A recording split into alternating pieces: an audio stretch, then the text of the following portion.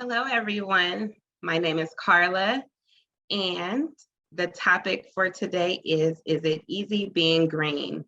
If you have any questions, please feel free to put them in the chat below.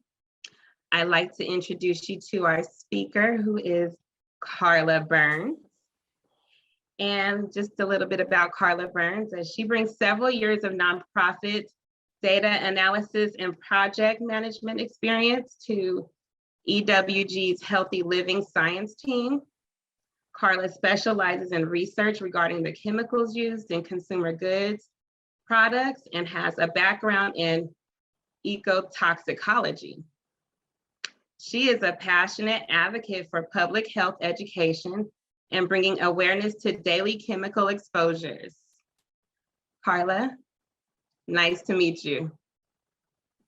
Thank you so much for the introduction, other Carla. It's wonderful always to meet other Carlas, Carla with a K. I'm going to get started in just one moment.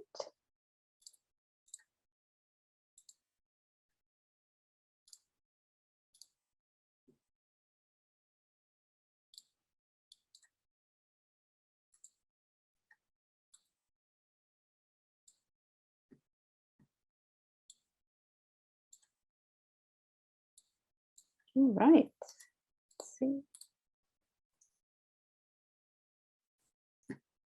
Just wanted to confirm everyone can see my screen. All right. Well, thank you all for joining me on this breakout. The topic is it easy being green? But the goal of the session, in my eyes, is to provide a little bit of background on information about personal care products, consumer good products, some additional resources on how to choose products, and just provide some tips. I'm going to save a good amount of time at the end, I think about 20 minutes, for open Q&A, having that open dialogue, any questions, resources, information I can provide. One important point is that I am a scientist. I am a researcher. I am not a healthcare provider. I am not a physician. And so all of the information I'm going to be providing is based on scientific research, but I will not be able to address any very specific medical questions or topics regarding medicine. All right, so who is EWG?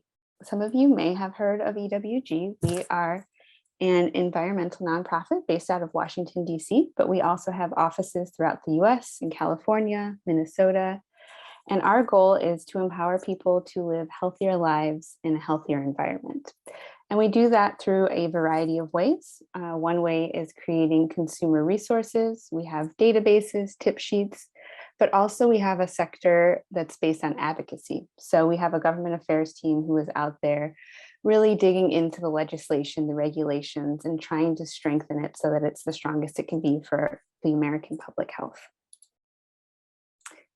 So I wanted to provide a few examples of some of our healthy living resources. So when I talk about healthy living, I mean a wide variety of ways that we can impact daily routines, whether that be information about what's in the food you eat, in your drinking water, what's in consumer goods that you might buy at a store. If you have little ones in your life, how to buy safer diapers and choosing baby care products, everything from sunscreen and sun protection to comprehensive healthy living home guides. So to start, many of you might already know about cosmetic legislation in the US. I myself did not know very much about the rules and regulations about cosmetic products until I got started in this space about 6 years ago. And whenever I reference cosmetics, I mean any type of personal care product. So that's everything from shampoos, conditioners, deodorants. It's not solely makeups. It's a wider category. And the last law that was passed in the US regarding cosmetic legislation was in 1938. So it's been a very long time since there has been movement in the rules and regulations about what can be used and labeling requirements for cosmetic products. Right now, there's about 1,300 chemicals that are banned worldwide. So that's in countries outside of the US, but within the US, there's only about 11 or so chemicals that are strictly prohibited for use in cosmetic products. And so one way that EWG really tries to provide consumer resources is providing tips on ways that individuals can avoid potentially harmful ingredients. And I say potentially harmful because, as I mentioned in the previous slide, there's only about 12 chemicals that are completely prohibited from use. That's not to say that companies are using any chemical available to them, but there is a wide variety of options out there and chemicals that can be used in personal care products. So my first tip is to read the label to find out what's in the products you use. I do understand that labels can sometimes be very complicated. The ingredient list can have lots of long chemical names, and not everyone should have to be a scientist to understand what's in the products they use. So that's one way that EWG provides some resources to translate labels, provide information about ingredients that are on product labels to really help you figure out what's in the products you're buying. One of those resources is called Skin Deep, and I'll talk about that a little bit later, but it is our cosmetic database that tries to cover a comprehensive, any product that's available in the US market. We incorporate that information into our database to provide information on ingredients that may be found in those products, as well as other tips about how to choose safer cosmetics. But what I think is most important, and something I try to reiterate as often as I can, is to start focusing on small changes. Unless you are otherwise told by a healthcare professional or someone else in your life that you need to do a complete overhaul of their products, I find that it's easiest to start small. It's really easy to be overwhelmed when you start to figure out what's on product labels, what might be in the products that you already use. I know myself, I have some favorite products, and it's really hard to completely overhaul a routine that you've had for many years. So really focus on small changes where you can. So as I mentioned, read the label or use resources. Skin Deep is just one example, but there are many other resources out there. There are apps, there are websites to really help you figure out what is in the product. And don't rely on the product packaging alone. I know myself, I am drawn to product packaging that is maybe a certain color or a certain font or has a really nice picture on it, and that will draw me in. But just because something says, a very nice claim on the package, or might have a really nice image of something that's green or leafy, that doesn't guarantee that there's anything safe in the product. It doesn't guarantee anything that's marketing their claims. And so one thing that I find really interesting when I first started getting into this space is that I had assumed that many of the marketing claims and the terms you might see on product packaging have standardized legal definitions. And so this is specifically in the US. I myself have sensitive skin, and I always relied on the term hypoallergenic. And I've learned that there is no standardized legal definition. So just because a product says it's hypoallergenic, there are not a set of standards that they have to meet in order to use that on a product package. The same goes for natural, non-toxic. Company A's interpretation of natural may be 100% natural. Company B's interpretation might be 85% natural. So really focus on what's actually being used in the products and less on some of these terms.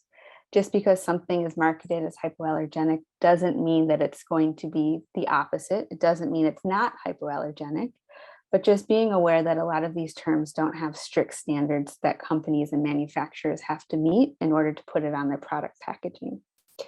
There are a few exceptions. Marketing terms are a little different than certifications. So if you see the USDA certified organic seal, that is more than just a marketing claim.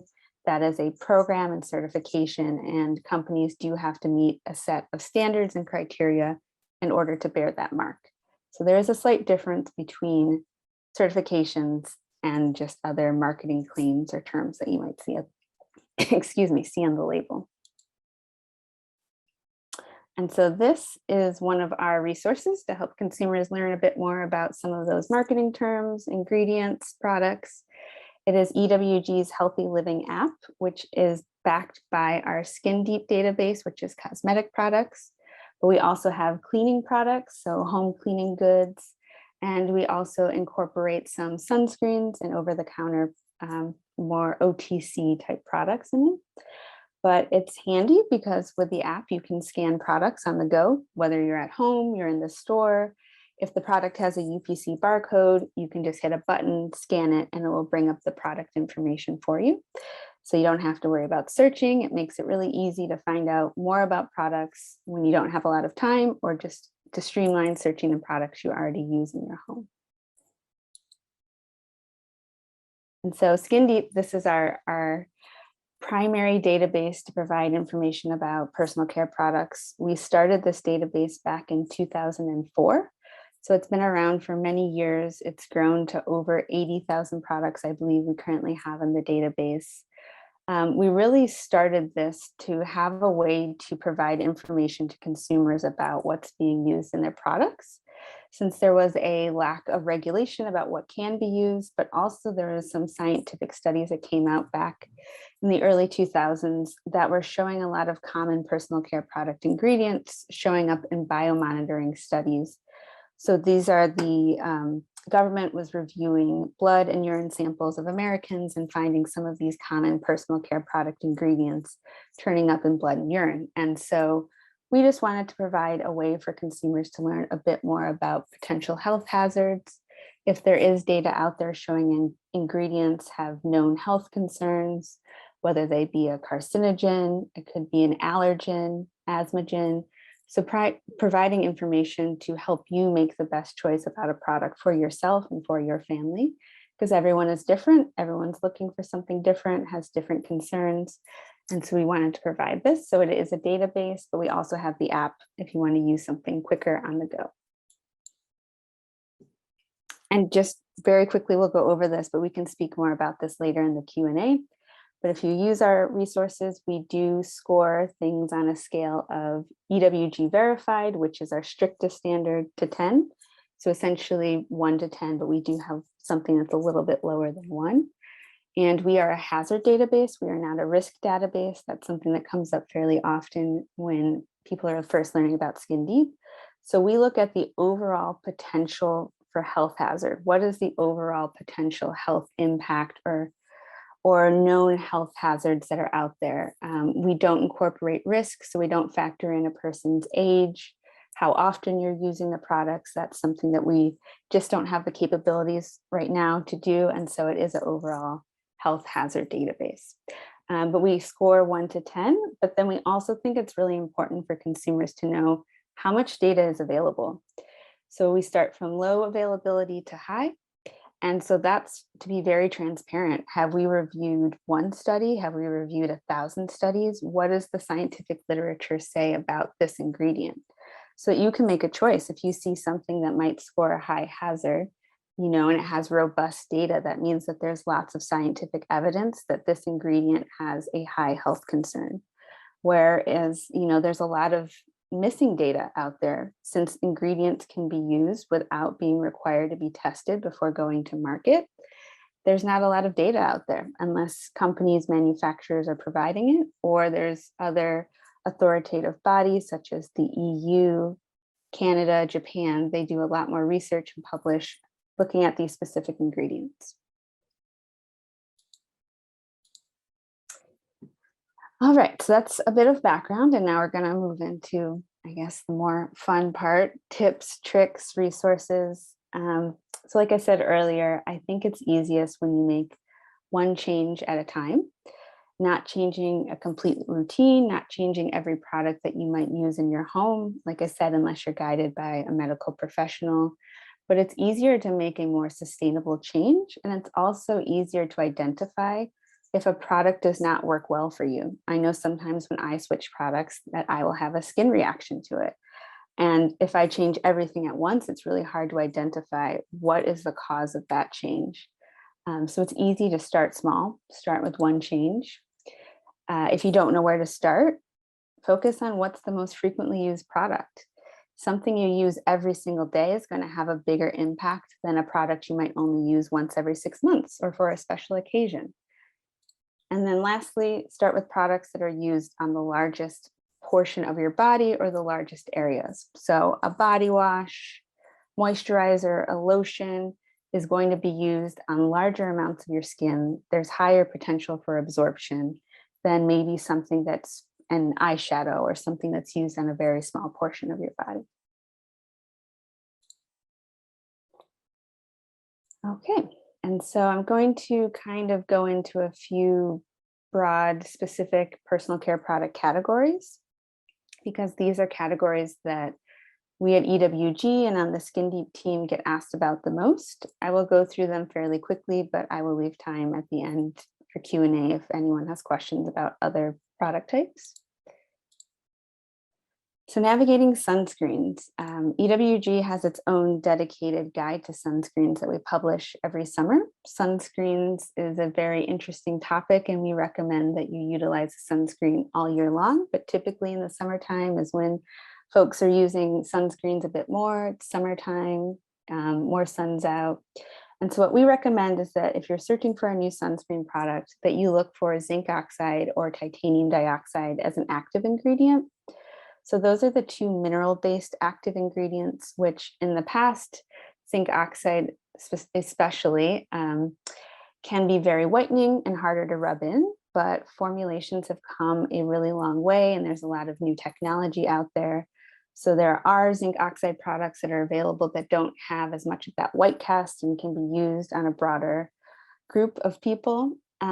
We also recommend using a lotion or stick. With aerosol sprays, there are inhalation concerns, especially if you have little ones. I do understand that aerosol sprays can be much more convenient. And so what we recommend is that if you're going to use a spray sunscreen, that you spray it in your hand and then apply it onto yourself or onto another person, because there's also the concern about getting an adequate, even coating. In order for a sunscreen to be effective, you need to make sure that you're getting that even coat. And I know that this has happened to me sometimes. I'm rubbing in sunscreen, or I might, have it sprayed on my back and it's not a full coat. And then there's certain areas that might still get that sunburn. So to make sure that you're getting that adequate coating, it's easier to do that with a lotion or a stick product, or use a spray in your hand and try and apply that. That way it's used more evenly. We also recommend that you skip bug repellent and SPF combinations. We've been getting a lot of questions about that. And that mainly is due to the fact that you likely are going to need to reapply sunscreens more often than the bug repellent. And so it's easier to apply those as two separate products so that you can reapply your SPF every 2 hours, or if you're at the ocean or in a pool or anywhere where there's water and you need to reapply more often, you can just go ahead and reapply that SPF and not have to worry about having additional bug repellents being added when it's not necessary. All right, navigating hair care. So there wasn't too much that immediately came to mind for hair care, but I want to make sure I included a slide on this. I think that this is an area where there has been a lot of growth and transformation in terms of what's currently available on the market and formulations. Maybe 30, 40 years ago, there weren't as many options. Hair dyes may have contained more of the coal tar ingredients, which is a byproduct of the coal industry. But today we are not seeing that as often. And if so, there is a special FDA required warning that needs to be on those hair dyes. So you will know if it does contain that. But those were more popular back in the 80s. We do suggest caution with chemical hair straighteners.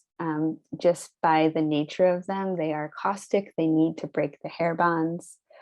If you are going to use a chemical hair straightener, trying to make sure that if it's possible that you have the adequate air and that you're not getting as much of an inhalation risk if possible, making sure that there's a good flow of air wherever it's being applied.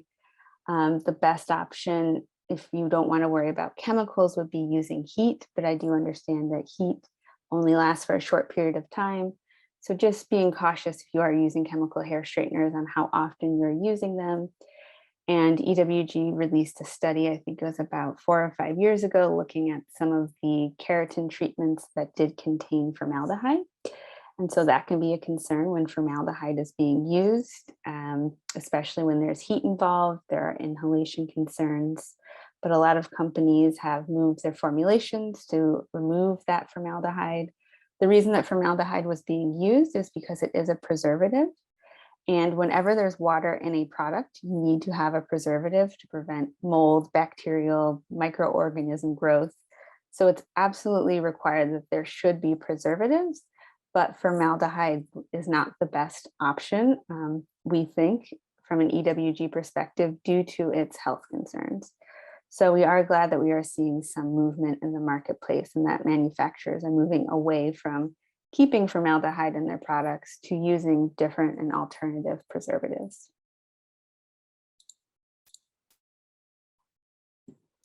All right, navigating skincare. So this, as I mentioned earlier, when you're thinking about making a change to products, start where you use it on the greatest amount of your body, but something to also keep in mind is there's potential for increased absorption of ingredients that are used in your products when you have broken skin, areas around your eyes and mouth. If there's any part of your body that you shave and you do have broken skin, that's another area to kind of be cautious when you're applying products afterwards. We recommend skipping, again, aerosol sprays whenever possible. There are inhalation concerns. If you or anyone in your home or family have asthma, to really pay attention to what is being used in an aerosol spray, or when you can, try and spray it in your hands so it's not as close to your face before you apply it. And then also just being aware of the term fragrance. The term fragrance, when you see that on a product label, is a vague term that represents a proprietary mixture. So a lot of companies will create these blends and they are proprietary, so they do not want their trade secrets to be released. And so in the US, it is legal for companies to use the term fragrance instead of disclosing what is in that combination of that fragrance mixture. It can be a variety of ingredients and it typically is not disclosed, but we have seen movement, I would say, in probably the past 5 years, where the consumer voice has been really powerful. And I think it's a combination of social media, just more consumer education, but companies are moving towards disclosing online what is in those fragrance blends. So if you do have concerns about certain chemicals, you might have allergies, trying to just avoid certain chemicals in general, just knowing that if you see that term fragrance on the label, that it could potentially contain those ingredients. It's not to say that anytime you see the term fragrance that it's going to guarantee it's not safe. That's not what I'm saying, just trying to bring awareness to it. I know I like a good scented product now and again, but I do try and look for products that do disclose their fragrance blends whenever possible.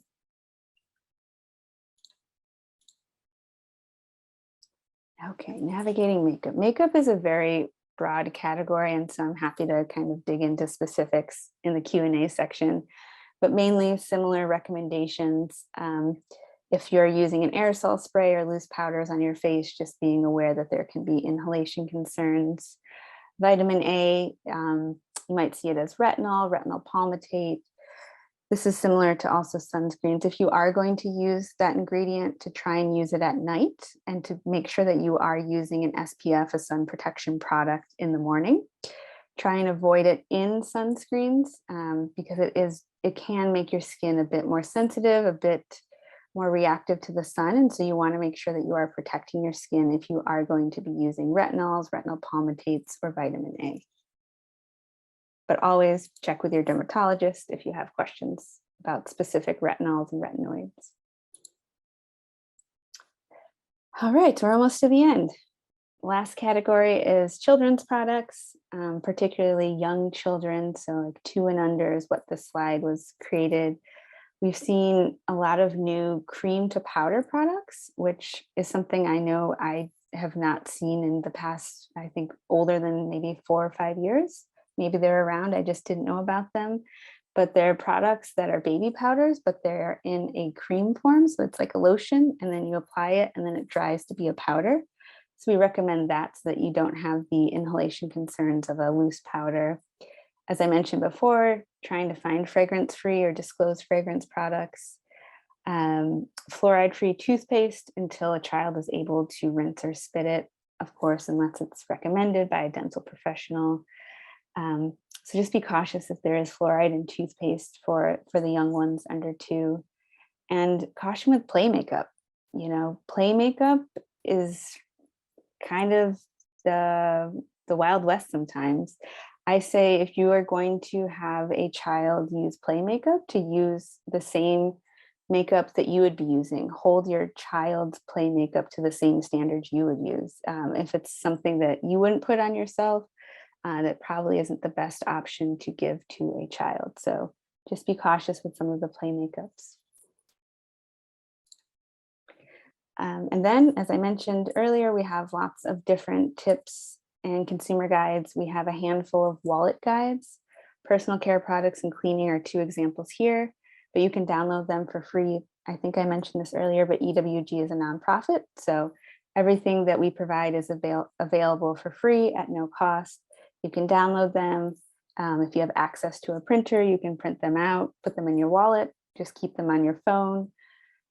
They're quick summaries for each different product category, what to look out for, what to avoid, how to choose the best products for you and your family. And that is all I had.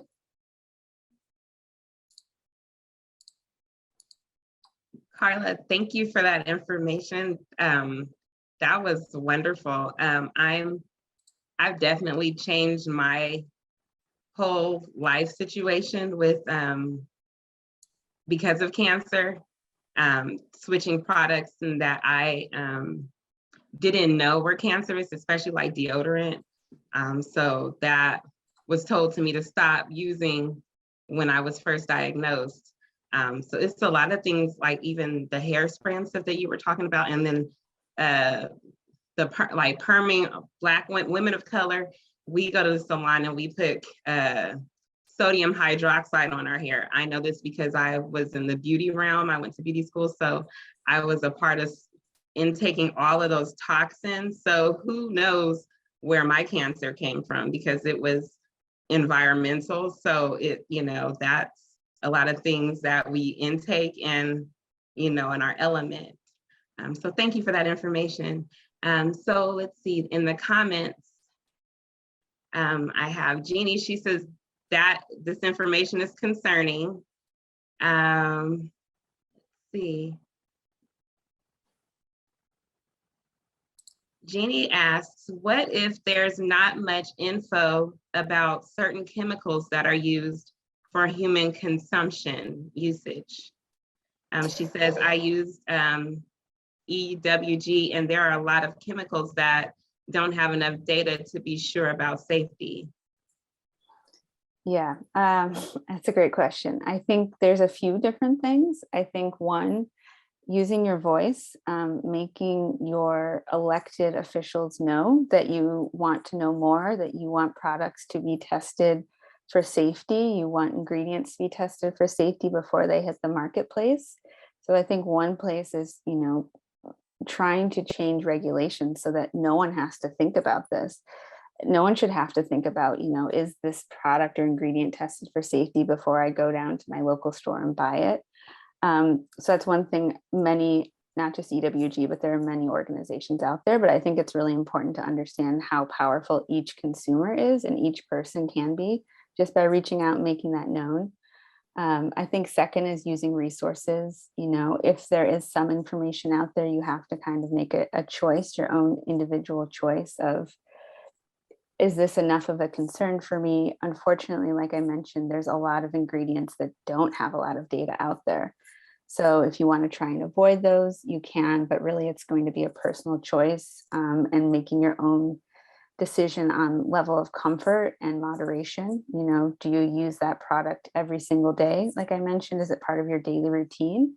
Then maybe you want to avoid that a bit more. But if it's something you're only using every 6 months, special occasion, like this lipstick I'm wearing right now, I don't wear it every single day, but for special occasions or sometimes I do wear it. So it's all about moderation. Okay, we have, forgive me if I pronounce your name wrong, Laura, who asks, do you recommend using vegan nail polishes? That's a good question. I think there may be some vegan nail polishes that have low health hazards assigned to them. I don't think that relying on being solely vegan would be a guarantee of safety, because that's regarding animals. If there's any ingredients that use animals, have animal cruelty, harm being used, but it doesn't necessarily speak to public health and human health concerns. So I would say do a little bit of research. There's definitely nail polishes that score in the green range. I know that for a fact. I can't speak to if they are vegan or not, but I would say do a little bit of research to see what's in those ingredients specifically. Okay, we have kudos. Mauricia says, yes, thank you, Carla. She says, this was so good. I had the Think Dirty app, but now I have the EWG app, thanks to today's information. We have Kat Zimmerman who says, are there specific things to avoid in makeup like parabens, etc.? I keep seeing no parabens written on clean products. Then she also says, they say paraben-free, sulfate-free, mineral oil-free. There's another one, free, cruelty-free. So that's Kat's question. Yeah, there's a lot of free ofs on products these days. I think a lot of that is due to consumer voice, consumer awareness. Consumers were asking for products without some of these chemicals in them. It really is ultimately your choice. Some of those chemicals, you know, based on the information we have in Skin Deep, may be associated to some health concerns, but it really is a personal choice on what you want to use and what you feel comfortable using. So I'd say do a little bit of research. I would never say rely on free of alone. Just because a product says free of something doesn't mean what it's not free of is safe. So a product could say free of ingredient X, but could contain a carcinogen. So I wouldn't solely look at the free ofs. I would really look at what is being used, because typically when it's free of something, it's going to use an alternative. So what is that alternative? What is that substitution that they're using? So that's where, you know, trying to rely on some of the resources that are out there to learn a bit more about what's actually being used and less so on the marketing claims around it.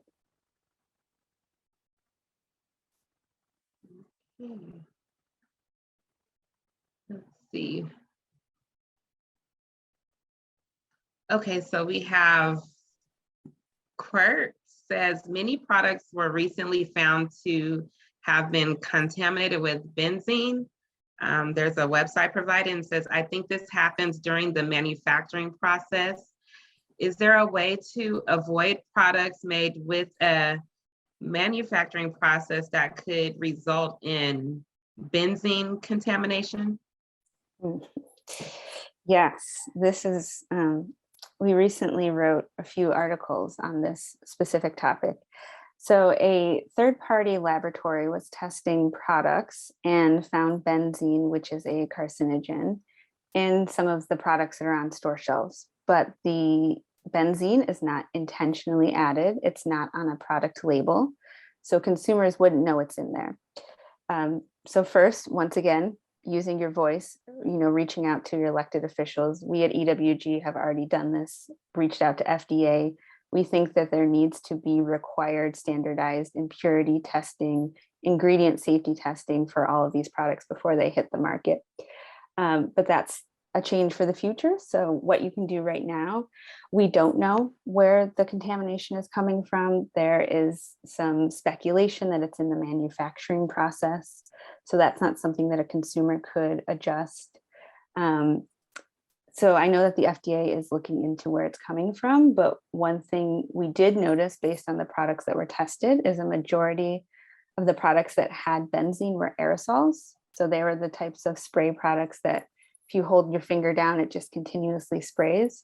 So our recommendation is for now to avoid spray products, the aerosol sprays.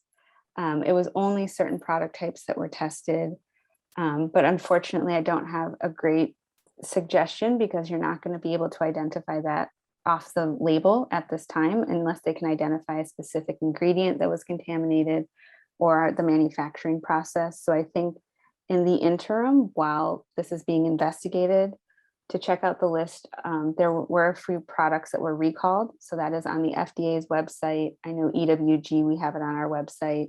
If a product was recalled, to stop using that product, but generally to avoid the aerosol sprays.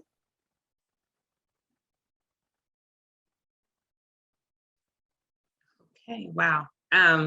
So in regards to the aerosol spray, like I know especially during COVID season, well, we're still in COVID season, and you know how everyone was buying Lysol, the spray. Um, what do we do? Like, what would you suggest us to use instead of that, since it's an aerosol spray? So I think Lysol is a little different because it's a cleaning product and not a cosmetic product. I've primarily researched cosmetic products, so cleaning products are regulated a little differently. Um, so, in terms of things about health concerns, viruses, cleaning, that's really impactful on public health. And so when hand sanitizers and sanitization is needed, that's absolutely a requirement.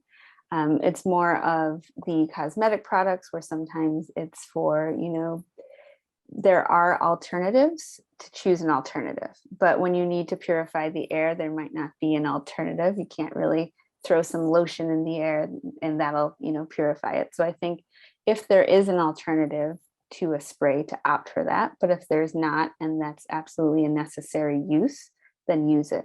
I say, it's what's most important. If you need to clean something, especially with COVID and, hand sanitizers, that's far more important in the immediacy than it is to not have that and potentially have additional health concerns. Okay, thank you. All right, and let's see, Kat Zimmerman says, I've also been told to avoid plastic water bottles, Tupperwares, et cetera. Is that reasonable? I think it would depend on what the concerns are. In terms of ingredients, I know, in the past, there's been concerns about certain chemicals that may be used in plastics or canned goods, things of that nature, like BPA. That's something that there has been movement in the regulatory space, and BPA has pretty much been phased out. If it's in terms of plastics, there are concerns when you heat them up. So if you're using Tupperware and you have leftovers and you just throw that in the microwave, as you heat up certain types of plastic, the chemicals that are used to make them can leach out and go into the food that you then eat. So I would say if it's anything that you need to heat up, if possible, using glass, not using plastic. I know that that's not always an option and not always feasible. But I would say avoid plastics when you can if you do need to heat it up.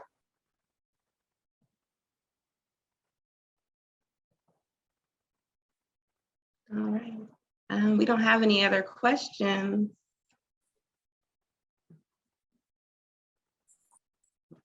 That's okay by me. This was good. I enjoyed it. Good, I'm glad. And I think the presentation will be shared after, but if not, everything I presented, I pulled directly from the EWG website. So if you need to learn more, want to find the tip sheets, want to use our app or our database, it's all publicly available.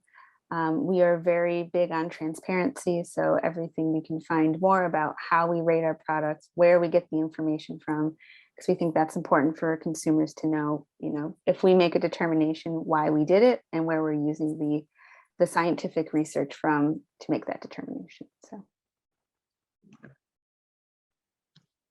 All right. Well, everyone says thank you. All right. Well, thank you all for attending. Thank you, Carla, for moderating. Thanks. Bye, everybody.